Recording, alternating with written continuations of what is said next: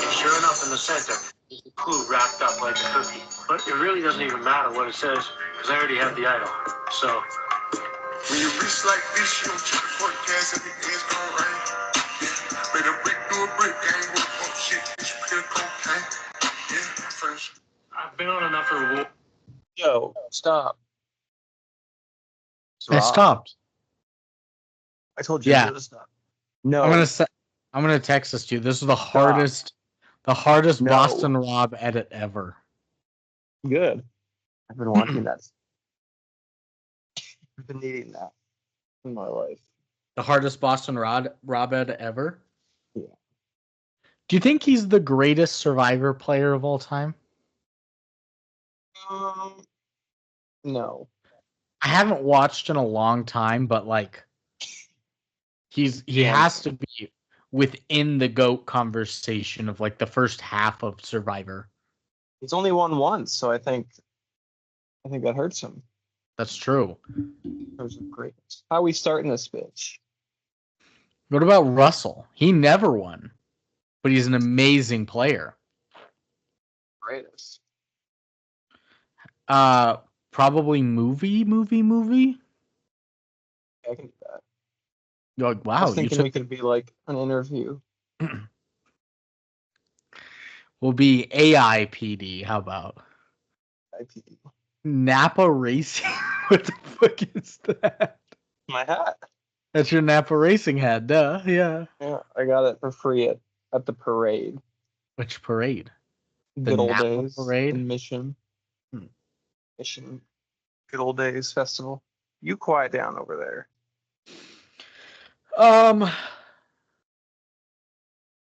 we can do it. I think I'm ready. We can movie. Hold up, let me pop my back. Go. Oh. Okay. Okay. Let's do this. You ready? I'm ready. 1, 2, 3, play.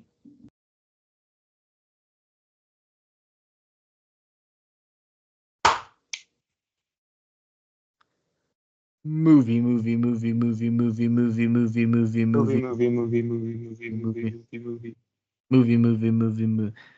It's just that movie for an hour.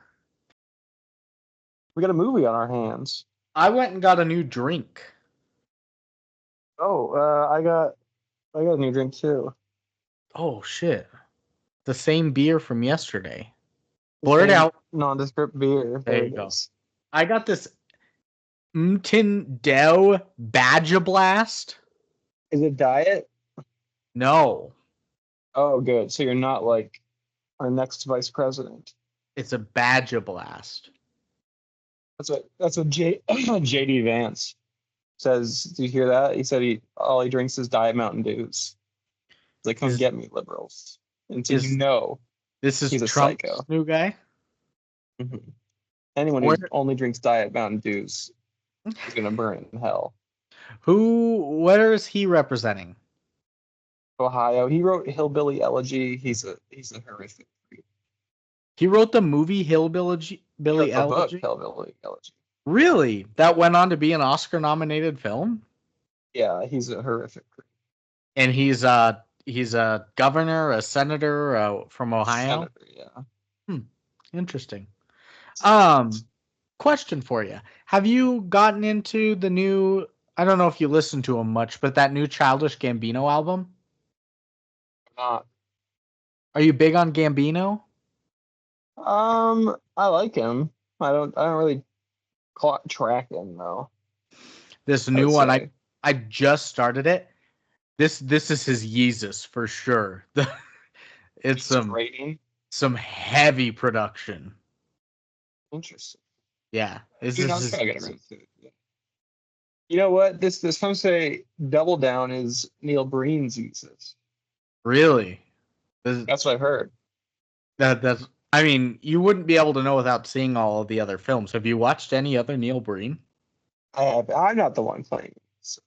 Oh, this is just Neil Breen, Kanye West fans. When you're a fan of both, it's an easy correlation. Yeah, it's a touch point. It's a Yeezy. How does this movie reupholstered start? my pussy. How does this movie reupholster at the start? How does this movie reupholster my pussy? Aaron Brand, Neil Breen, he's stuck in the middle of the desert. He narrates the first 24 minutes. He narrates the about first 90 minutes. yeah, pretty much. He narrates about how great at life he is. He's the best at everything. He explained that Totally.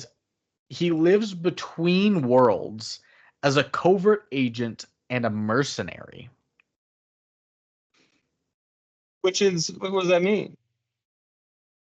Lives between worlds. He's I don't time, know. Well, multiple dimensions.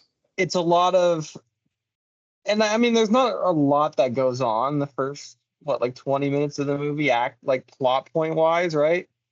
It's this man, it's Neil Breen in the mountains concocting various science experiments. He makes some serums, gathers some anthrax. He's got a couple 2 satellites. laptops and 4 flip phones. All this amounts to him being the most powerful terrorist and / terrorist stopper in the world. Yeah, he's the most interesting man in the world. At one Drink point, Dos Equis. well, and I think this all plays into my claim I'm going to make later on about this whole movie, but makes contradicting claims at points, right? He says at point I've been in the army, I've gotten every medal you can get awarded to in the army, and then later on he's like, the army's my enemy, I hate the army, I'm gonna kill everybody in the army, I swear I've never been part of the army. And later on he's like, the army's the only good thing about America. Later on he's like, disavow all of America. Well, and I mean the main point is the whole storyline is I am a government agent that's so off the grid that no terrorist can find me, so I can take down the terrorist, but also I'm a bioterrorist myself. And he's like, for hire, yeah, and he can take down American cities, which you would think would be off limits for an American operative. Oh boy, here I go killing again. It's killing again. But it also, maybe this is all fueled, Brandon, by our protagonist's haunting love interest, whose passing is made clear early on, and it seems to have scrambled his brain some fears. Yes, this is Megan. It's the love of his life. He's never been the same. He's lonely. He's depressed. This love of his life he met at 7 years old.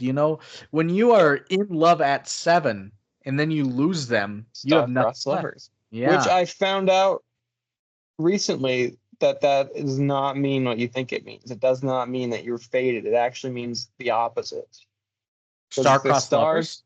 Yeah, the stars are supposed to align, right? The stars are crossing. They're not aligning. They're going out of whack and fate's way. That's why people say Romeo and Juliet. That's why Shakespeare said they were star-crossed lovers, because they weren't supposed to be together. They were destined to die. Isn't that interesting? It's a really good metaphor, actually. But you're right. He does everything. He's developed a. Who's your favorite Napa racer? Oh, it's gotta be Bucky Jethro. Yeah, me too. Yeah. He's developed a way to use computers and phones and satellites anywhere he wants. This is how he has service in the desert. I was like, how are you on a cell phone in the desert? That was interesting, getting Wi-Fi and stuff. But he's more powerful with these instruments than any government agency institution in the world. Mm-hmm. And that's satellites, whatever. That's why he's off the grid. His skills were too dangerous. So because of that, his wife from 7 years old was assassinated. Which by the American government, right? They implied, I think, was. I think so. It's hard to track, believe it or not, folks, the actual intricacies of this movie's plot. I believe the American government assassinated his wife as a check in power to him, being like, hey, we can still fuck you up, I guess. just breaks his soul and heart and mind, which understandable. You did point out a good point, because I didn't know who killed him. You never know who the true antagonist of the film is. I think the true antagonist is Neil Breen, and the protagonist is also Neil Breen as he struggles with his own self. Because nobody else would agree with the second part less. I don't think it's his typical structure of a movie. No, not at all. And so, he can't have kids anymore. He's pissed. So he works for other countries, making millions to give it all back to children and charities and natural disaster victims. So he is a good guy, but he's also the bad guy. This is also hard for the viewers to understand, but this is also all like interspliced with images of eagles and like city nightscapes, and what are some other images? Flags, electricity, flags, guns, him doing like somersaults in the desert. Oh, longest scene of the Hoover Dam. Big Hoover Dam scene. The Hoover Dam for like a whole minute. I was like, yeah. Okay. It's like that a helicopter shot. He did get his money's worth on that. Or stock footage. There has to be stock footage used in this, right? There has to be. But his next big job is to take down the entire Las Vegas Strip. I was like, okay, are we killing the people on the Strip? Are we taking the casinos? I didn't know. Because he has all sorts of powers. I thought initially it was like an EMP thing. I did. But then he starts quickly building a poison that knocks out fish. Serums and blood and shit. Yeah. And killing fish. He did kill fish. Yeah. He's so much fish. I forgot about that. It out at the river or whatever to see if his anthrax potion or whatever works, and then here's the motion. I can't hail it in. Let's see if it works. And then they cut, and there's like 40 dead fish on the side. Yeah. Speaking of fish, he just eats so much canned tuna while he drives. Well, as a man whose life and soul and meaning has been obliterated, right? He doesn't need food other than fuel, right? So he solely eats cans of tuna. He spilled a lot of canned tuna in his lap. I mean, I have a slight theory about that. Yeah, because I have a slight theory about that. I think it plays into the self-mytholization. You have a theory about him spilling the canned tuna? Well, because, the Occam's razor would suggest that this movie is so cheap that they couldn't cut it out or redo a take. Sure. But I think my reading of it, as I'll explain later, would suggest that perhaps this secret agent isn't as capable as he thinks he is, as he's leading us on to believe. Yeah. So it's an untrustworthy narrator.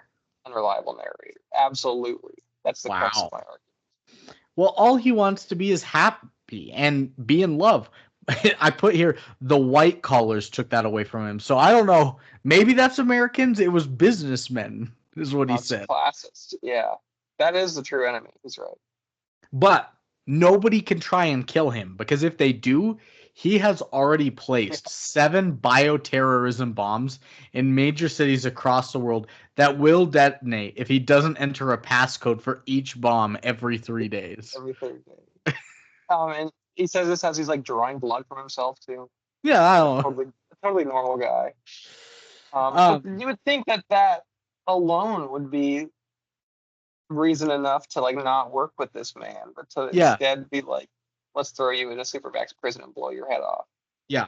Because all the news knows about him and his bombs and his skills and all that. They're just we can't do anything about it. Yeah, he says the news secretly know about it too. Exactly. And he's like, but I'm a hero. I'm the only true patriot out there. I've got bombs ready to kill 19 million people. It was the most powerful weapon he had was that invisibility shield. Why just have that all the time? Yeah. He's sitting in his car in the middle of the desert, and he has this invisibility shield around him, so nobody can see him. But assassins come and try and find him, but if they walk too close to the shield, it kills them by making them bleed from their ears with supersonic sound. A little bit of a Cronenberg type effect here, yeah. Sure. I was just like, It's he uses this all the so time. I think, and then now, right? I think we're about to get to the emotional part of the movie. But to recap, you can't kill this guy for a variety of reasons. You can't touch him, and if you do, he kills everybody on Earth, right? He's the most powerful hacker. He's the most powerful terrorist. He's the most powerful bomb maker. He's the most skilled gunman. He's an athlete. He's for hire. Smartest guy on Earth. He's for hire. He's the bad guy. He's the good guy, and he's capable protagonist. And he's sad. He wants to be in love. Well, a small kid is standing in the desert, looking at Aaron, and asks, "Who are you? Who am I? Who am I? What are we?" Ooh. Past? I don't know. It's the ghost of Christmas past, yeah. And then this is where the fish come up because he's exchanging blood and vials. Like that was it. It was just one little scene of a kid, but you're like, okay, they're planting seeds. Something's going on. Aaron is fully covered in the middle of the desert in a sleeping bag. Like that's got to be the hottest. Like zipped all the way up underneath, just in the desert, just thinking, "Come back to me, come back to me," as he's like squirming in there. Yeah. Is he having a vision? He's having a vision. He might be jerking off. I don't know. I don't think so. I don't think so either. But he could have been. And he's screaming, "Come back to me!" And you see that him and his girl are in love. They're doing the same things as adults as they did at 7 years old. He's having these visions. It's just like, and it's clear she's dead, right? Very clear she's dead. Very clear she's dead. So they're like having a picnic and they're like hugging and they're like wandering the desert. Mm-hmm. Him, little boy, and the 7-year-old girl, as well as him and her at his age. It's kind of a transition. Yeah. And then now we just see this bitch every 5 minutes of the movie. She's really not a ghost as we know them, right? Because she's the second most, maybe the second most lines in the whole movie. Yeah. Definitely second most. But yeah. And Aaron waits every day for the night to come where he can be with his girl, with his fiance wife, because then he can enter his dreams where he can be with her, you know? Is this, and then my question is this strictly a dream thing? Or is he, I think the movie suggests perhaps, able to, at night, maybe transcend this and be able to walk with the spirit in a physical form on Earth? Hence the opening line, he lives between worlds, both physically and metaphorically as an agent occupationally with America. Yeah.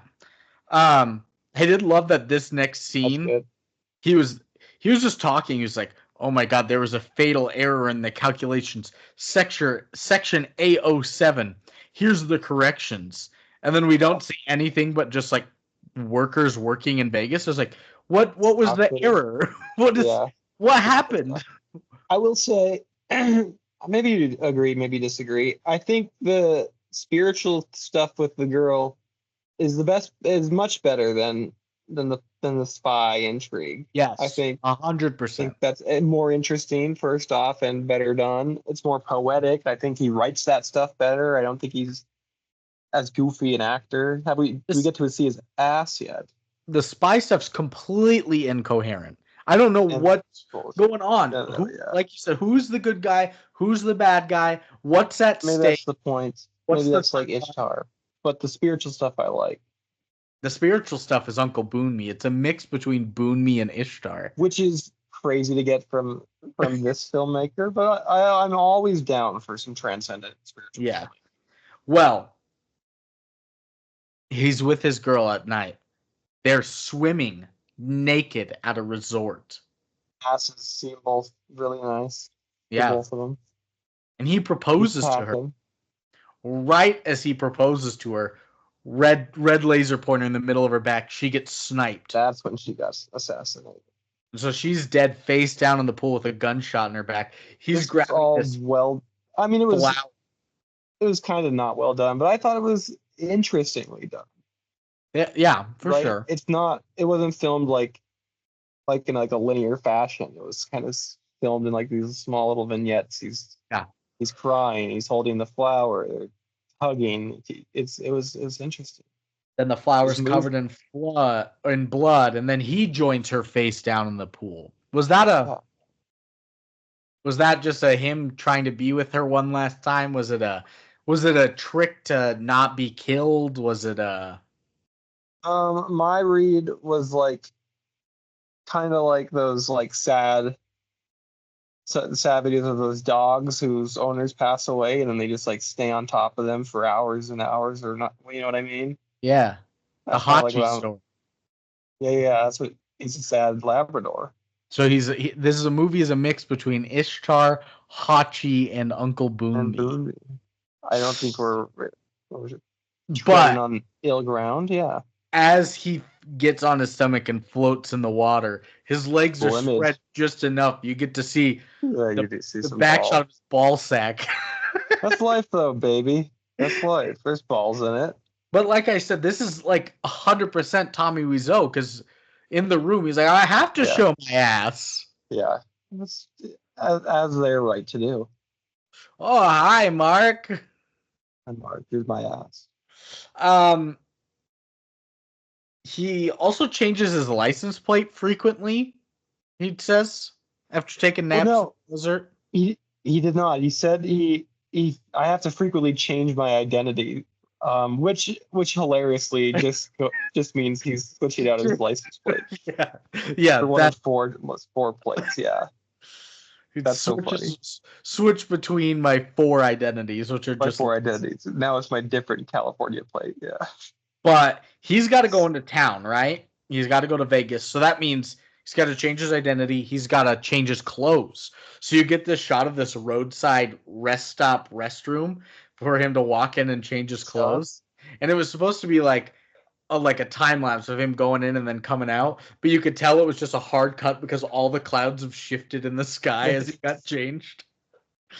Interesting idea. I that's what maybe my ultimate point of like the craft of the movie. I think he's full of interesting and maybe not incorrect film ideas, but I think the execution might not just be there. Yeah, and I think probably a lot of this comes at his insistence to do it my way, and it's all at my own hand and creation. So perhaps if a normal filmmaker or producer's got a hold of or got in his ear a little bit, you could see a different result. But I don't think his instincts are like traditional, but I think they're interesting. Yeah. He's like the Frank Sinatra. He does it my way. Yeah, a little bit. And I like I mean, I think a Pitchapong would consider him a colleague.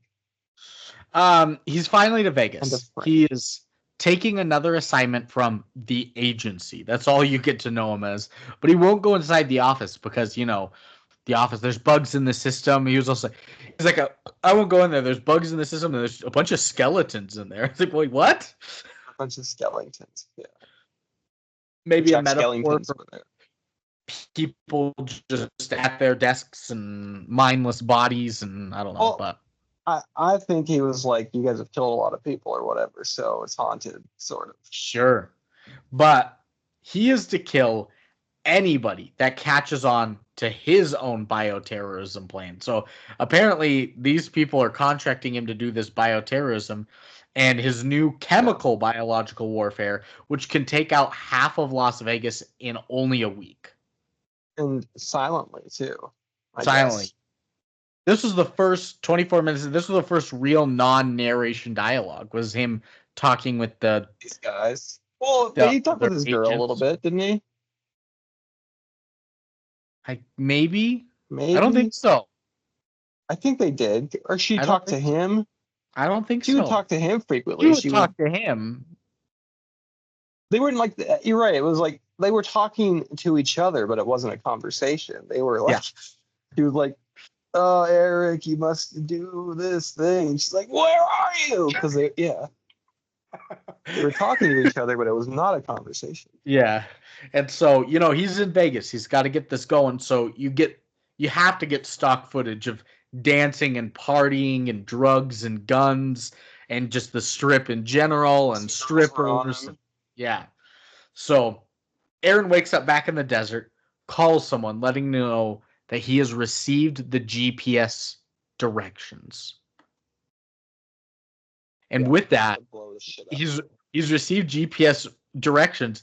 It's just like a stock photo of like a map of it's like Lower Manhattan, and it's just zooming in on Lower Manhattan, New York City. I was like, this is the location? Not Las Vegas. I didn't notice that. That's funny. Slipped by me. Goalie. I don't know if a lot of people would notice that, but like, I knew that I could tell that it was Manhattan. It was it was an island on all sides of it. It was an island. I was like, what is this? So then, is this when he had second thoughts? Then change of heart. Yeah, this is where he finds Jesus. Oh, literally, yeah. So he finds this old 60-year-old guy, white hair, not long. He's kind of got like a buzz cut, but big white, decent sized white beard too. He's got his gun drawn, like walking around when he finds him outside of a rock cove. Come on. Some Christly music is playing, right? It's literally signaling to us. Yeah. Yeah, and then he like takes like 2 steps out and slips and hits his head. It looks like he just fell onto his hands, but then it cuts and the next scene's him just bleeding out of his head onto the rock. He trips and falls, hits his head hard, he bleeds and dies out. And Aaron holds him as he dies. He's like, I feel so connected with your spirit, and then buries him underneath a set of rocks. Cool. A literal rock tomb. That's a cool scene. Signaling to me, this is like Eric. Is it Eric or Aaron? Aaron. Aaron. It's his religious turn, right? Yes. I mean, he doesn't say it in so many words. He mostly says it's because he's an American, or he yells it.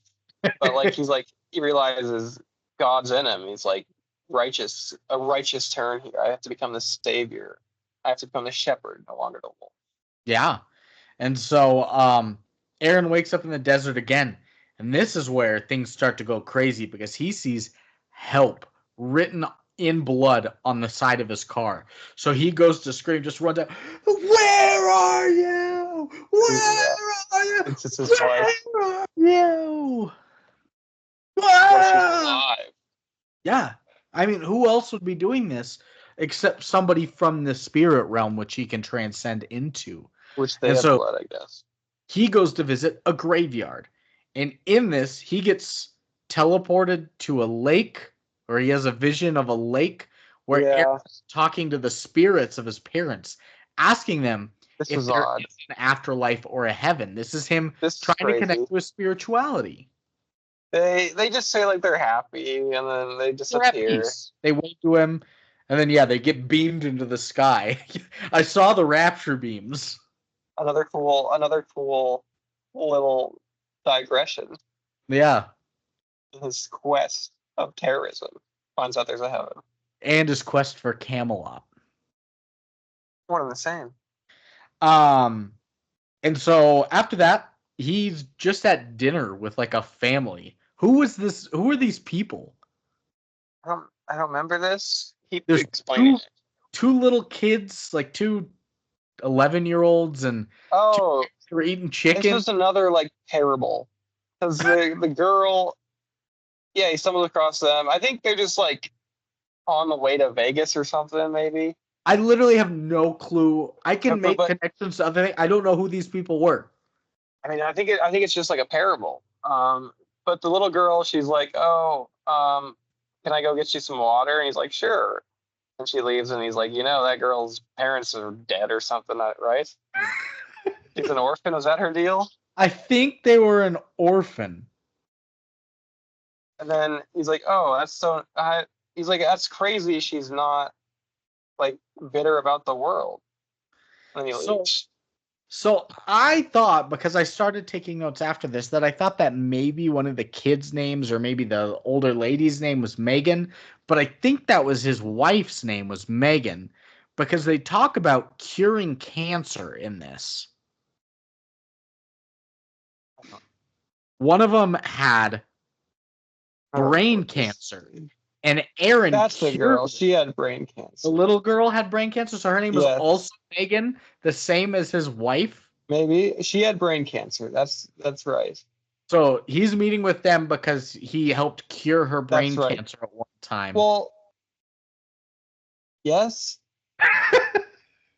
Maybe that was. I think that was I don't know, because I thought she still had brain cancer, because they were all like, "It's crazy how she's still so positive, even though she's fucking brain cancer." No, because later he gets upset. Spoilers when he says it came back. The cancer came back. Maybe that's the connection. So this little girl's name is Megan, but also his dead wife's name is Megan. I don't know and why this he is here. cured You're her right. It's a brain parable. cancer, and then talks to the spirit of Megan, his dead wife, saying, "If I cured little Megan's cancer, So he's then doing. I can bring you back to life." But she's Sure. like, "No." No, he's too much Christ-like acts and miracles. Yeah. Okay, that was bizarre. Continue. So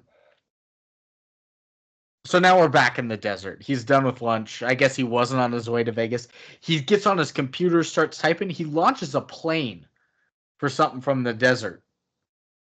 And then that's it. He wakes up, finds a body in his sleeping bag. Some hair coming out of the sleeping bag. His wife. It's his wife, his dead wife, his now alive dead hairy wife.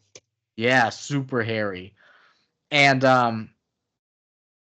now you get shots of planes after planes landing as a guy drops off a bag of anthrax outside the gates of the runway, cuts it open, and uses the air, the gusts of wind going by as the planes land to take the anthrax into the air into Vegas. Was this him? Was it somebody else?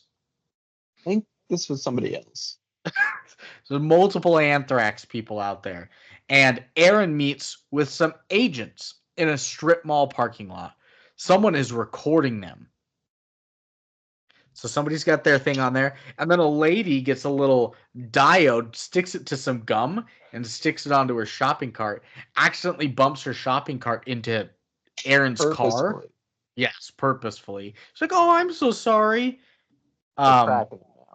He knew, he goes, takes the diode off right away. He knows he's not alone. And then the lady recording just got shot in the head as he drives away. Did he kill her? I don't know. I don't think so. I don't think so either. I think this is in his Christ turn of face, but he gets away. This is part of his Christ thing where they murder a cameraman and find a diode. Yeah, that's part of his Christ face. Okay. He goes to a hotel, tells the valet, "I'll pay you some money if I can take this person's car." So the guy's like, "Sure, let's them take their car for a couple hours. $20. And he goes to a Vegas wedding chapel to pick up some newlyweds. So stupid. And he injects that blood anthrax serum inside some strawberries. This is so stupid. There's two marriages happening. This is a pretty quick diatribe. My least favorite part. Two marriages going on. He grabs one of them, the contact. He's driving him around. He's like, "I'm your driver. Drink the champagne with cherries in them." They do. They die or whatever. Paralyzed. The one guy for sure dies. She starts to panic. She passes out. And then they're like, "Yeah, you fucked up. That's not the right couple, you idiot." And it's like, God damn it. So the best spy in the world fucked up at his only mission we've seen so far. Yeah, because he drops them off at just in the desert, like lays the guy's dead body and then lays her like paralyzed body next to him. And he's like, "Have fun with your husband." And then goes to find the other couple, but they are down by the lake. They killed themselves, right? When found at the lake, they had committed suicide in a suicide pact because they knew what was coming for them. So, and then that happened. So why was he supposed to kill them? Who were they? They're targets. I think that was just part of his mercenary work. Okay. But they knew. Usually a suicide pact, I don't know, the word pact with suicide made me feel like it should have been more than just two people, but You got a suicide pact. I think it's just like a promise. yeah, I guess that's true. But So you're right. I don't think it's a pact. Yeah. Neil dreams he is with his spirit wife again in the desert after he put a skeleton inside his sleeping bag. He literally did that. And then goes to a park and just starts rubbing anthrax on a guy's arm as he walks by. Can't do that. Mercenary work. Sure. So Aaron, he's in Vegas. He's at the park. He calls his girl Amber. She must be like a Vegas girl or something. He offers her a gig for $100. Were they parties when they party? No, I don't remember what it was. I don't either. Oh, I see. Okay, I'll get there. $100. He goes to an exotic car rental lot and uses his technology skills to hack the locks of a Ferrari and take off with it. And Sure. so his Ferrari, he comes up with this guy wearing a fake mustache and goatee, and then he drives him to a different parking lot where he stabs him in the neck with a serum syringe as a lady in the parking lot tries to flash him. That was Amber. That was the gig. That's the okay. He was using her as a distraction so For he could more stab. mercenary work. Yeah, I guess so. He's just being the killer from David Fincher. Yeah. And then the other agents come up and they're like, "Did you get the guy?" He's like, "Look right here. He's dead in the car." He's like, Yeah. "That doesn't look like the guy." And then he pulls up the fake mustache. That's like, oh my god. Gene Parmesan. Oh, yeah. I watched died. TikTok. Oh no. Him and Jessica Walter can be together now. You're watching TikTok though? TikTok of the best of Gene Parmesan last night. I was laughing so much every time. Oh my god! Parmesan, yeah. He so the Gene Parmesan, the fake nose that looks like his own nose, and like that's it. The Gene Parmesan him, and now is he feeling bad about Vegas? Close. Okay. Oh, Amber got killed. She got shot after that whole thing. Poor Amber. Yeah, sure. But Aaron and the other agents are in the desert to buy some anthrax from a dealer. But Aaron, kind of be on both sides, is playing the fence in order to not be caught, but still get the anthrax. Because this is where he's like, it's open. Yeah. And then when it runs away, he just grabs it. The scene where the bag was open, everybody runs, and then he calls and says his men did exactly as they were told. Lets the other agents take the anthrax in as a bust for them, and then drives off. He's like, I don't need the glory. You guys take it, whatever. But then he kisses his dead wife's spirit and tells her how lonely and depressed he is. Good scene. How many times do you think she pops back up? Like 9. There's way more than 9. It's got to be like, I'm thinking like 15? 17, yeah. Because you're right, it is like every 5 minutes. You're like, oh, there she is again. So they make out. They do make out. Spiritual lovemaking. Yes. And Aaron is gearing up for the big attack on Vegas. It hasn't happened yet. He calls up his people, tells them he's about to attack. He has the site on the GPS. And now he's just in the desert, like walking around with his gun. Just starts shooting. You don't see at what, but blood's just splattering all over his face. Like, ah! I was like, what's going on? And now he's like, I can't do this. I'm an American. I'm an American. I was in the army. I've won every military medal ever. Can't do this. He goes through all 12 medals he won. I was like, okay. And so he's getting ready to set up. Like the Purple Heart, which means like you were like bravely wounded in battle. And he's like, fine. But he's also won the Medal of Honor, which means he saved lives in battle while wounded. Anyway, sure he did. He's getting ready to set up an EMP when he gets a call that Megan has brain cancer again. No. And then my note here is, did the bad guy give her brain cancer? Is there a bad guy? Is it Aaron? I don't know. Does he cure But it? I don't even remember. he doesn't. He's so dejected. He runs down the hill screaming, "I'm an American! This was a good scene. That was a good I'm scene. American!" He did act decent in this scene. It was a long scene too, because he ran all the way down the mountain and then off into the horizon. And he talks to his 7-year-old self in the car, trying to figure out where it all went wrong and what's going to happen with this attack. So he forgives his dead wife's spirit for not saving her, and then cuts something out of his arm with a knife. What was in his arm? Something. I don't know. It was like a key. Was it that little? Was it that little gold thing that was in the can of tuna? What was that thing? I don't know. So he wakes up next to his car in the desert, realizes the person writing "help me" in blood on his car was him all along. He needs to step away from this life. It was this schizophrenic self. That's right. Yes. And Aaron goes to meet the Vegas connection when he steps on a diode and gum, but he realizes it and throws it away. But now he knows that they know who he is and that he is here to get him. So many diodes stuck to gum in this movie. Diodes, yeah. So Aaron's back in the desert, checking on the skeleton in his sleeping bag, screaming, "Where are you?" When he normal shit, yeah, falls down and he cuts his arm really badly. It's bleeding like crazy. But Megan, his spirit wife, just comes over and rubs his arm. He's fine. She's a healer. Fine. She's a spirit. She is a spirit, but she's a healer. And he hasn't been a healer in his life. He needs to find that lifestyle. He's only been a harmer. Yes.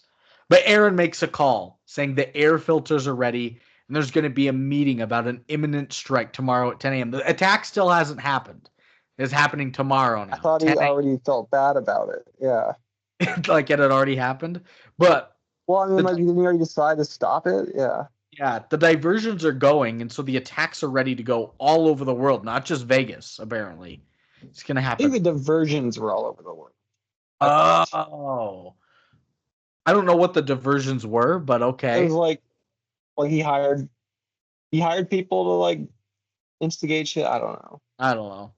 But Aaron's really broken up about all this. He's going to go and try and stop the attacks. And if he can't, at least stop the big one in Vegas. And I was like, wait, wasn't he the attacker, though? He was. Oh, yeah, I already thought he made up his mind to stop it. So he conference calls in the directors of the CIA, FBI, Homeland Security, and the Nevada senator. And he tells them to do what he says to prevent a massive catastrophe. And they chain of command repeat it all. Yeah. Yeah. To prove his loyalty to the country. And so this confused me because it looked like the agents that he had been talking with, plus the bad guys that he was getting anthrax from, were working together. They all were on the same side with guns running along train tracks. You know?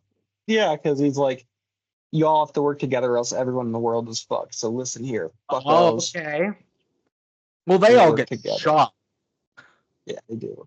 Everything's on fire. Sirens are going off. It didn't work. Everyone was prepared to evacuate the hotels on the strip. And he knows people are coming from him. So he's like, I know exactly what to do. He grabs that piece of gold that he's been storing in a tuna can in his trunk, runs up a hill to his spirit wife, the old man, and his 7-year-old self with the gold. Right. His family, Brandon. What does he do with the gold? I don't remember. I don't think he does anything with it. He doesn't do anything with it, but how does that stop it? It doesn't. I think he, I don't know. He's just getting away, I guess. I don't remember the end of this movie. Maybe this piece of gold was like a key, or it's something that helped him transport realms. So he's like, I'm just getting the fuck away. I think so. I think at the end, my vaguest of interpretations, it got foggier as the movie went on, right? He tried to stop the Vegas stuff. He ends up evacuating everybody. And that's like a heroic act. So because that happens, he gets to go hang out in heaven with his boys. And he's Okay. redeemed himself, and that key is some sort of key golden portal to Okay. heaven. But the Because movie ends. he does keep going in and out between realms where he's like holding his wife's hand and then he's not. And you get to see him smash his computers with rocks in one iteration while he carries his wife up a hill in another. And then in the last iteration, he's watching his 7-year-old self walk away in the desert as he doesn't follow him. There's all these different timelines and spirits doing their own things, but he's present at different stages of his life in each of them. Boon me. Also, smashing his computers with the rocks. That's 2001, baby. Of course, he's choosing nature over technology, quite literally.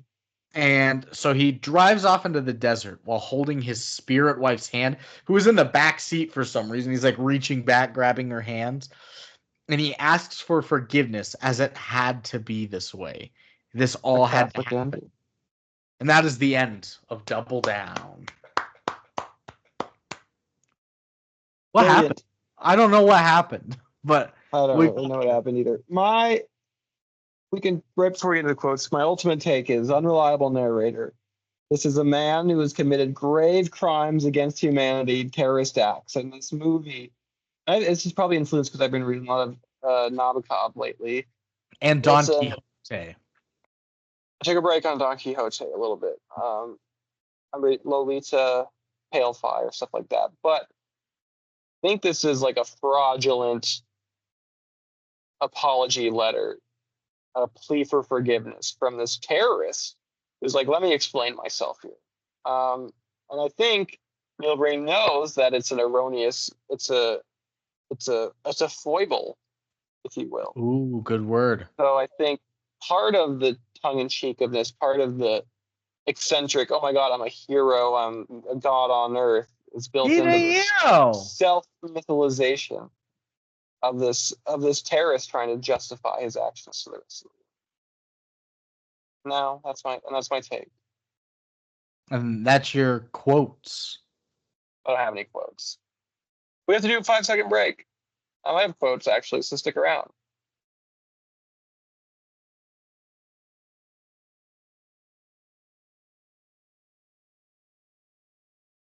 Bro. I do have quotes. You do have quotes. No, I don't have quotes. Oh. I don't have zero quotes. I love that you're giving me 2 and a peace sign that does balloons. That does. There we go. What do you do 2 peace signs? You are Richard Nixon.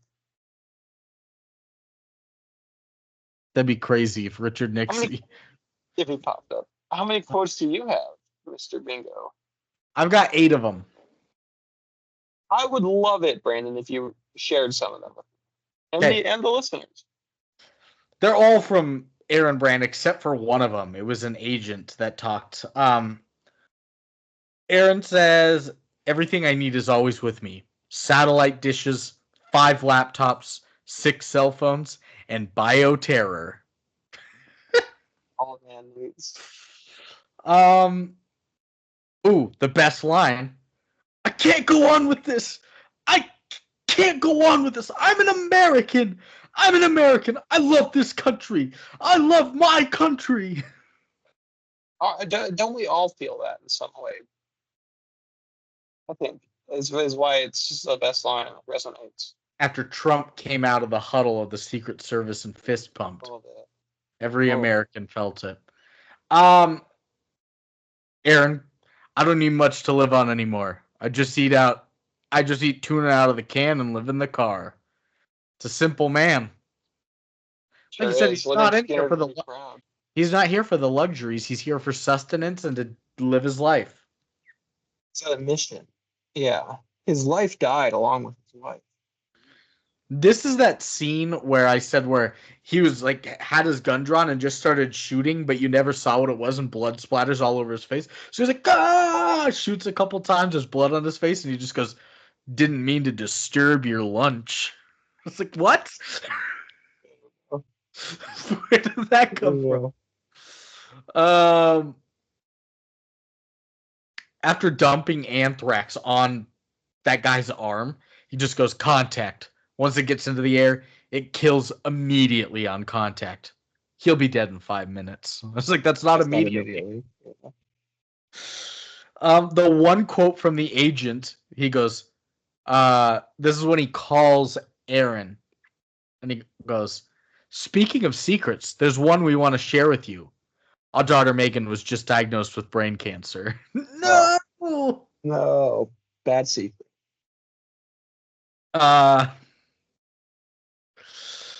This is when he picks up the bride and the groom, and he realizes he has the wrong one, so he drops him off in the middle of the desert. The groom's dead. The dead guy. And she's like paralyzed next to him, just like looking at him. And he just lays her down. He goes, well, here's your husband. Yeah. So you look at him now. See ya.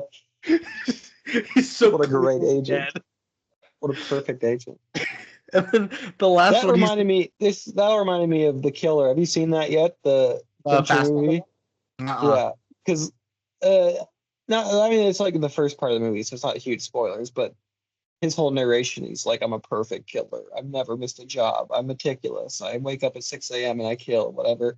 The only time you ever see him like assassinate somebody, he fucks up. He's like, oh, fuck. That's reminded me like that.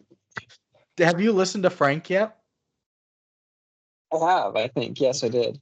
Did you find it crazy that Seth didn't know Michael Fassbender for anything else? That was a bit wild. Not Assassin's Creed, yeah. Yeah, not X-Men, not 12 Years a Slave, Steve Jobs, any of that. Yeah, we're like, what? Shame. My last one, another Aaron quote. He's in the desert just talking to a rock, and he goes, I gotta get out of here. I need your help now, more than ever. The Rock. Yeah. He's a spiritual guy. I mean, he really is. Here's your husband, so funny. That and the shooting didn't mean to disturb your lunch. Oh man, 8 quotes total today. It's ratings time. Be between us. Thermometer. 12%. Not applicable. Oh. I know, I gotcha.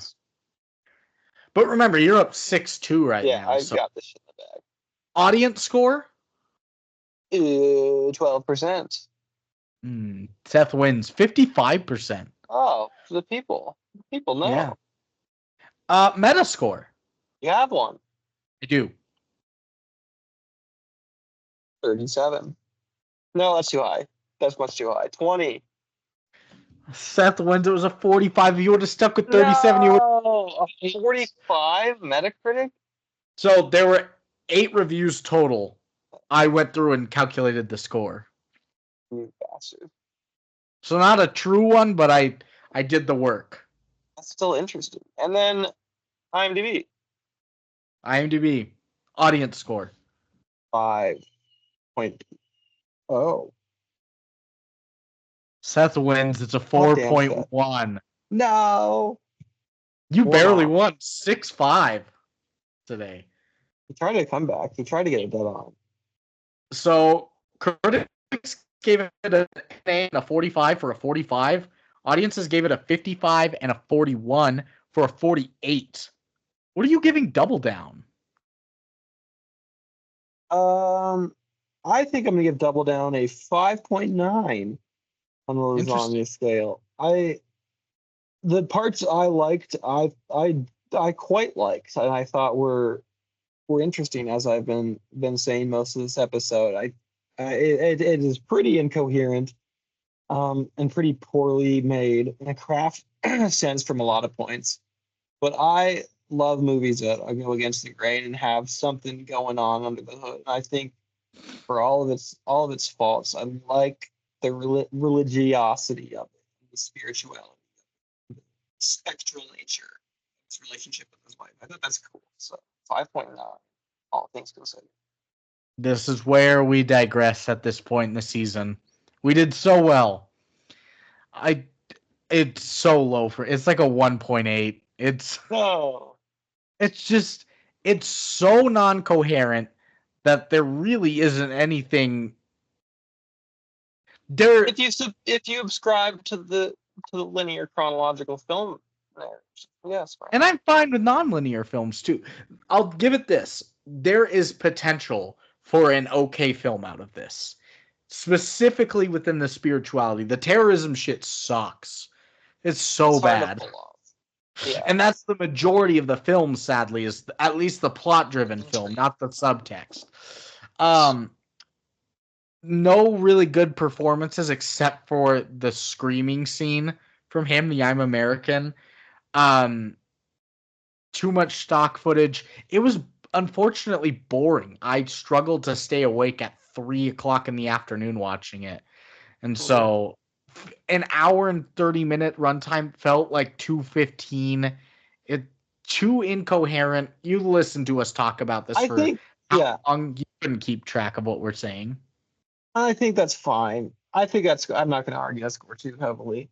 1.9. I will say I think if you dissect this movie, that there is like some interesting artist blood inside of it that I think is absent from most other movies that we see. Ooh. But it makes me put into light some other really bad movies that we've done and how they are able to portray something better than Neil Breen did.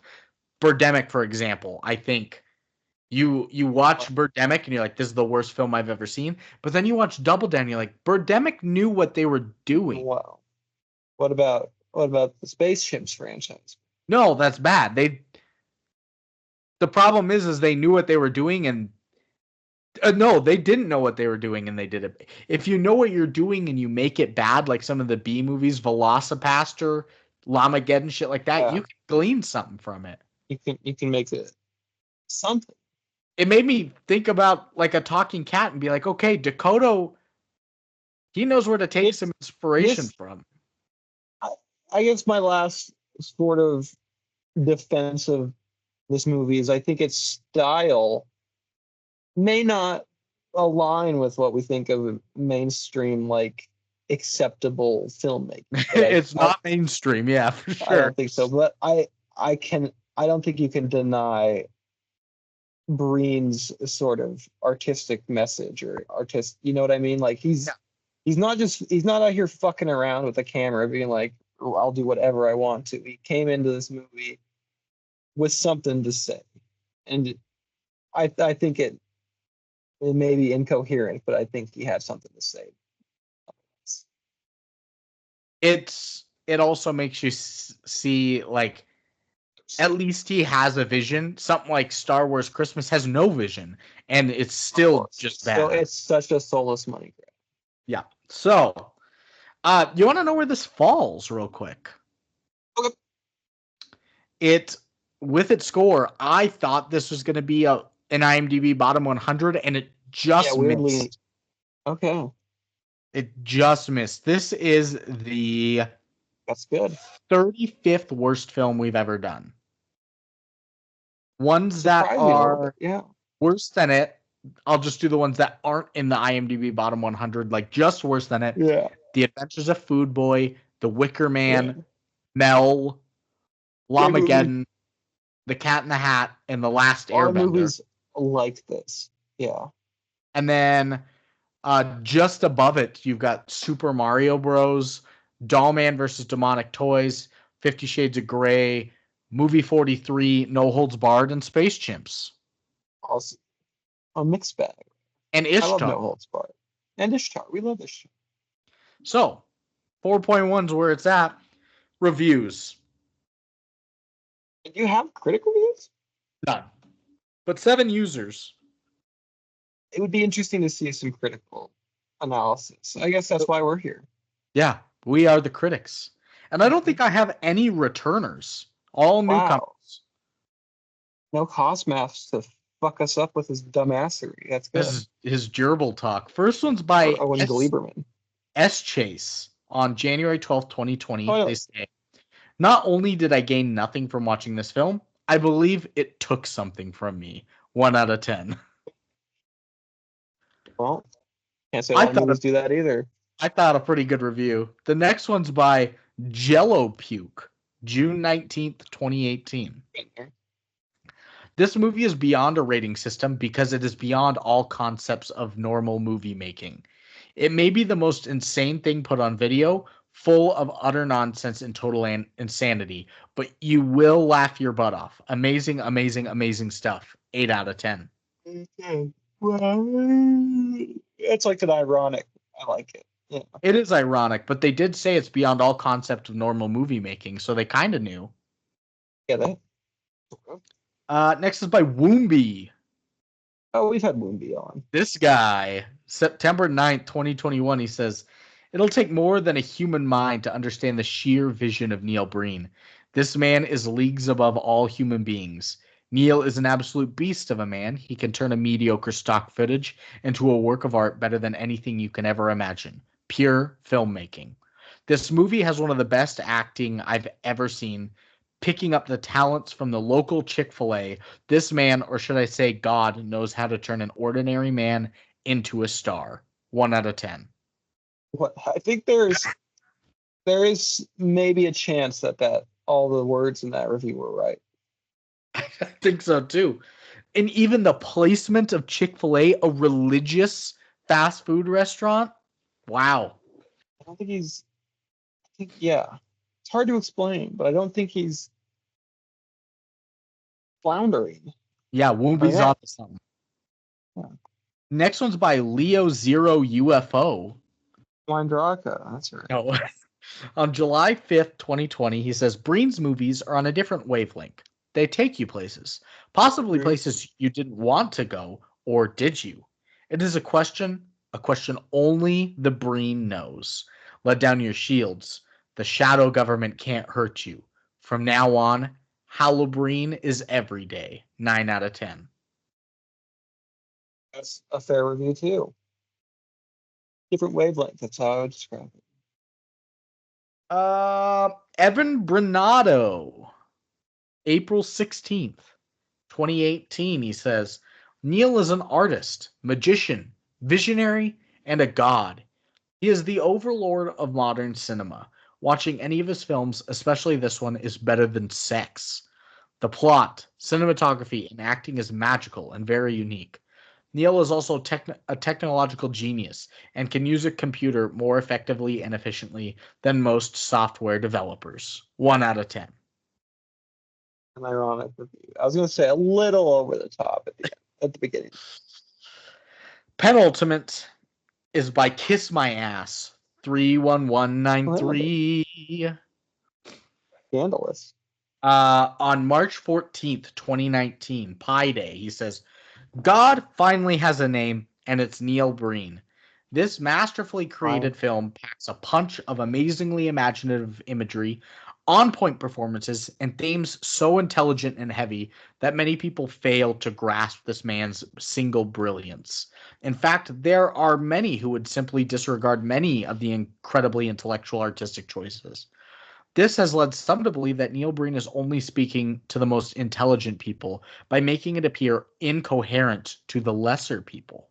Neil Breen will lead humanity to the next evolutionary stage. In the meantime, he's kindly decided to entertain us chosen ones with his beautiful-minded tales of wisdom. But if you can't honestly see Neil Breen for the divine being he is, then you are doomed. Definitely recommend this film. Very, very, very amazingly good. 10 out of 10. You feel lesser, Brandon? I guess so. I mean, I can definitely see a lot of the subtext in it. We talked about it thoroughly. But because you dislike it, you aren't of the enlightened view. I guess that's true. I know it, but I know it, but I refuse it. So it's like I'm not drinking. You're a heretic. You're a heretic. I'm a blasphemer.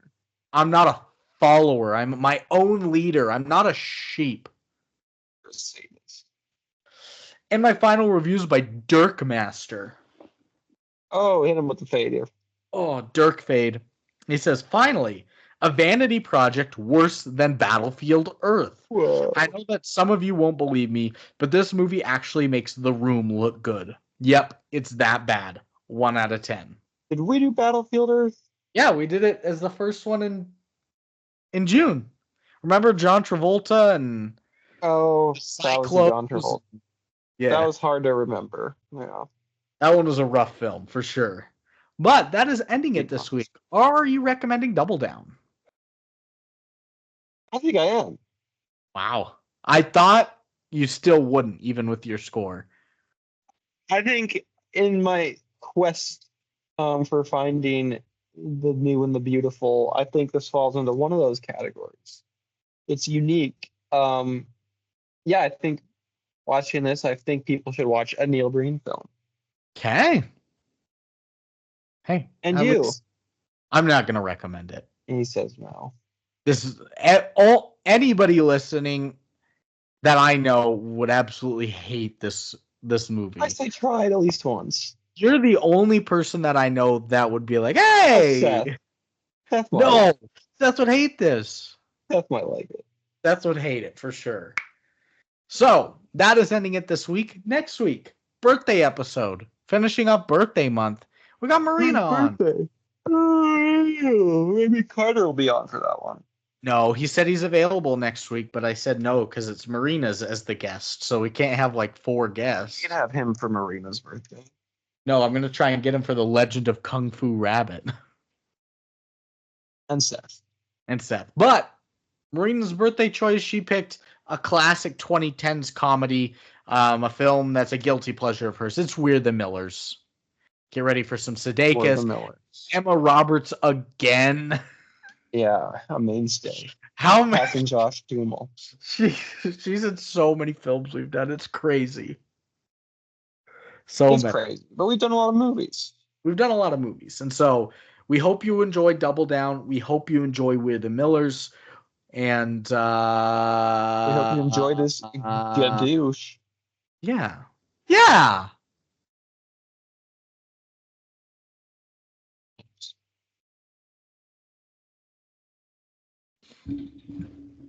We did it. You thought I was going to go 8 something. No, I didn't think you were going to go 8 something. This movie does not have an 8 something quality.